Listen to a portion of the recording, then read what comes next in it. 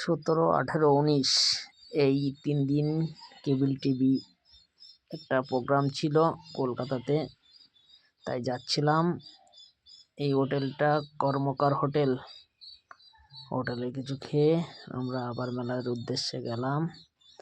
ওইখানে গিয়ে আমাদের জিটিপিএল কোম্পানির থেকে আমাদের মাংস ভাতের অর্ডার দিয়েছিল, সেটা খেয়ে নিলাম। তারপরে আবার মেলার মধ্যে আসলাম। এসে কিছু কেনাকাটার দরকার ছিল। এখানে ফাইবার, পুজিগুড়া মেশিনের সব রকমের মেশিন সব কিছুই আছে। তারপর চলে গেলাম মিটারের দিকে, মিটার দেখতে কি মিটার আছে না আছে। হ্যাঁ হ্যাঁ যাব। তারপরে কেবল টিভির শোতে এখানে একটা নম্বরে মিস কল দিয়ে আমাদের পুরস্কার একটা খেলা হবে, সেই খেলায়